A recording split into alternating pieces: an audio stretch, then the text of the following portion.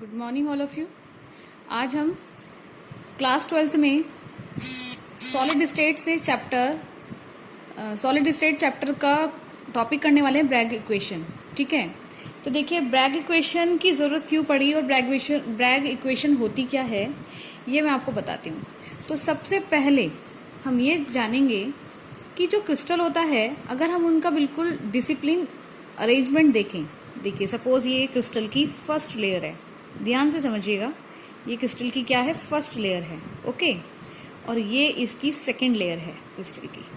ठीक, बिल्कुल इनका वेल डिसिप्लिन इनका अरेंजमेंट किया गया है।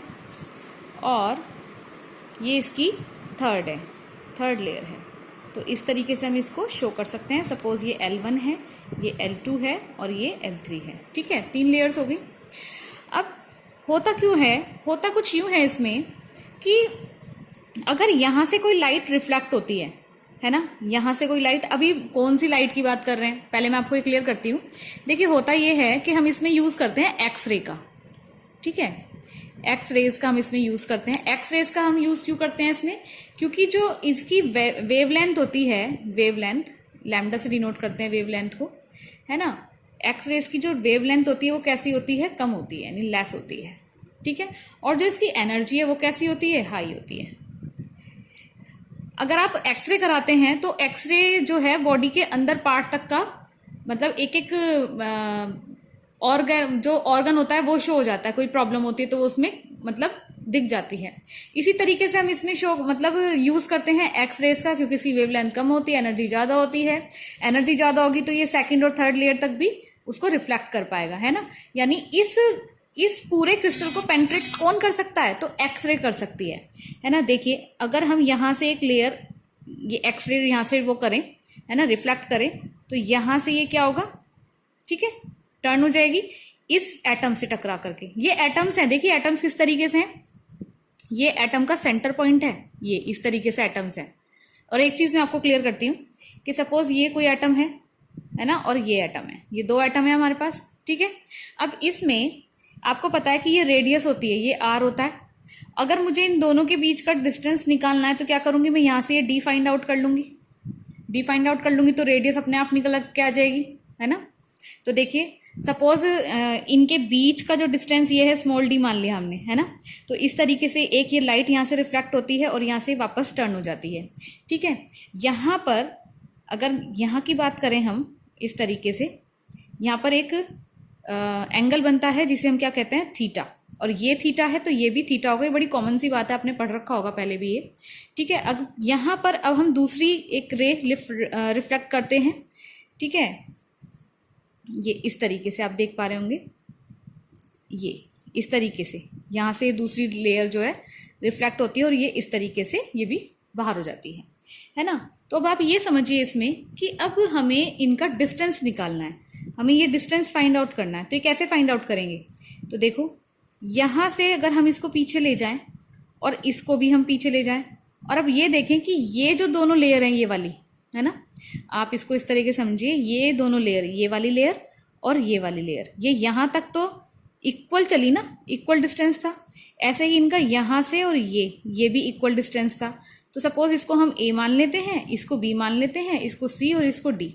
तो एक्स्ट्रा कितना चली, AD और DC, दिस इज ये एक्स्ट्रा है, मैंने इसको ऐसे कर दिया है। तो हमें ये डिस्टेंस फाइंड आउट करना है। तो ये फाइंड आउट करने के लिए हम क्या करेंगे, देखो मैं आपको सिंपल समझा देती हूँ, थोड़ा सा बड़ा बना करके, तो आप इजीली इसको समझ पाएंगे। ये देखिए, है ना, ये सपोज ये इस तरीके से, ये जो ऊपर वाली चीज़ है ये यहाँ समझिए आप, है ना, ये डिस्टेंस है जो हमें फाइंड आउट करना है ना। और ये हमने क्या किया था, सामने वाली लेयर पे इस वाली को पीछे हमने खिसका दिया था और इसको भी हमने पीछे बढ़ा दिया था, है ना। तो इस तरीके से हमें मिल रहा है, यहाँ पर देख पा रहे होंगे आप। मैंने क्या कहा था आपको कि हमें एंगल देखना है। अगर एंगल की बात करें, ये एंगल थीटा है, ये थीटा है ना। तो ये वाला कितना होगा एंगल, ये होगा 90 माइनस थीटा, और ये 90 माइनस थीटा है तो ये भी थीटा ही होगा, सिंपल ट्रिग्नोमेट्री लगाइए तो आपको अपने आप पता लग जाएगा। तो ये हमने ए माना था, ये बी माना था, ये सी माना था और ये डी माना था। तो एक्स्ट्रा जो चलिए लेयर है वो ये चलिए, ये एक्स्ट्रा पार्ट है और ये हमें फाइंड आउट करना है। तो किस तरीके से करेंगे, तो देखिए सपोज अगर हम कहें कि जो ए डी है वो किसके बराबर निकल के आ रहा है, डी साइन थीटा के, है ना, डी साइन थीटा के बराबर आ रहा है। देखो खुद देखो, ये वाला जो, अगर हम इस ट्राइंगल की बात करें, देखिए अगर हम इस वाले ट्राइंगल की बात करें, इस वाले ट्राइंगल की बात, तो यहाँ ट्रिग्नोमेट्री लगाइए तो ये ए डी किसके बराबर आएगा, डी साइन थीटा के बराबर आएगा, है ना। तो जब A D D sine theta के बराबर है और यहाँ साफ साफ क्लियर हो रहा है कि ए डी बराबर है डी सी के, तो सिंपल क्या हो जाएगा, A D equal to D C. तो हम कह सकते हैं टोटल पाथ डिफरेंस, ठीक है। टोटल पाथ डिफरेंस कितना निकल के आएगा, तो A D plus D C, कितना हो जाएगा ए डी और डी सी, यानी डी साइन थीटा और प्लस डी साइन थीटा। भाई दोनों बराबर ही तो हैं, जब दोनों बराबर हैं तो कितना हो जाएगा, 2d साइन थीटा, यही तो निकल के आएगी वैल्यू हमारी। अब देखिए, अब हमें पता है कि ये वाली जो दोनों लेयर हैं ये इस तरीके से रिफ्लेक्ट होने की वजह से क्या हो जाएंगी, मर्ज हो जाएंगी, आपस में मर्ज हो जाएंगी ना। अगर मर्ज नहीं होंगी फिर तो ये एक दूसरे को क्या कर देंगी, रिपल कर देंगी और कैंसिल आउट कर देंगी। तो कहने का मतलब ये है कि फॉर कंस्ट्रक्टन इंटरफेरेंस के लिए जो पाथ है वो क्या होना चाहिए, इंटीजर नंबर होना चाहिए वेवलेंथ का। तो कहने का मतलब ये है कि ये किसका होना चाहिए, इंटीजर नंबर होना चाहिए, एन लैम्डा हम कह सकते हैं, और यही हमारी क्या है, ब्रैग इक्वेशन निकल के आती है, ठीक। तो ये इंटीजर नंबर हो सकता है, एन जो है यहाँ पे इंटीजर नंबर है वेवलेंथ का, 1 2 3 एंड सो ऑन, ठीक है। तो ये हमारी थी ब्रैग इक्वेशन, इसको आप कर लीजिएगा। छोटा सा इस पे न्यूमेरिकल भी आता है, वो हम बाद में करेंगे। Thank you.